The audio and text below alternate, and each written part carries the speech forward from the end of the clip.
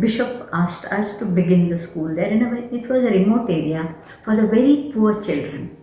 Our sisters worked hard there from the spade work onwards. So primary, built the primary, high school, got recognition, got grant in aid and everything. And after 50 years, the bishop comes and says, now their priests are ready, because the priests were doing B.Eds. And they are ready and they want to take up this diocesan school. And the school had such a name, though it was for the poor. And the general at that time, they were shocked. They didn't know how to accept this.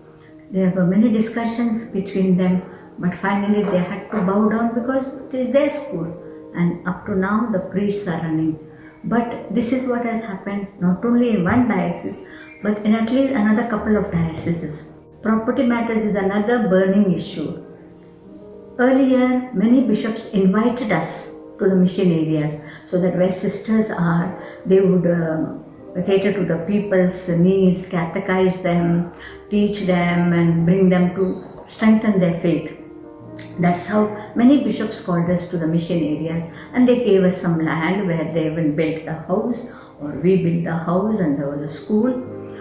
And so many years have passed, 30 plus years have passed. Now they get up and say that they want to take the school. This has happened. One very special example I want to tell you what I faced. This school is in a non-Christian area, but the bishop at that time, former bishop, invited the sisters and gave them some part of the parish to use it for the school, build their own school and a convent and carry on. And the school went on from class to class of the good strength of the school, and being non-Christian area also, but people had a very good opinion about the Christians, about the sisters, though the parish was very small. Then when these priests, again qualified principals, came in, and they were asking us, but in this matter, not about the principalship, because the school was totally ours, they on their property, but the bishop once with his consultants called us, our whole team, and at that discussion he gave us a bolt from the blues, saying that so many years you have run the school there on our property, then you either buy the property, and that would be at the today's market rate. And we were shocked. How can we buy? It's about a couple of acres and market rate is enormous. It is huge for us to even grasp that. Then again, after some consultation, okay, you pay the rent every year, and every year the rent would increase.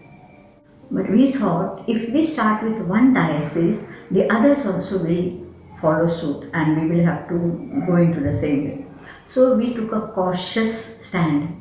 And okay, to this bishop who approached us for buying the land, we said, we'll give you some amount. And it was a good amount compared to us. And he wouldn't listen, he wouldn't budge. He said, no, not that much, and double. Then it is over us, we cannot understand that much. So finally, we took a stand and said, we will not give anything now. Okay? In fact, later on, Bishop again called us and he said, okay, now at least you give me the previous amount. But I very clearly said, Bishop, now we don't have it. I wrote a nice long letter to the bishop with copies to all his consultants, saying, giving the genesis of this place, how it developed and why we were called there, to protect the property. And all these years, the property is as it is, or else if we were not there, it would have been encroached and we don't know what it would be. So all those things I mentioned, and how we have been there, even doing besides pastoral work and ever cooperating with the priest, though the Catholic population is very less. And I wrote there that though there are not many Catholics, but we are a light of Christ there in that predominantly non-Christian area. And with this good words, strong words and strong letter I wrote, we are not able to buy it, we are not able to pay the rent, but we are willing to be there as was our agreement. The priests have their own way, they think they are also little kings in that parish. so the sisters can be at their beck and call. This kind of attitude is there prevalent in some parishes. I feel it is high time we need to address these situations. Yes, women think differently. Women are full of emotion. That doesn't mean women cannot think or cannot even suggest. No, just because you're ordained, you are not an almighty. No, don't play God.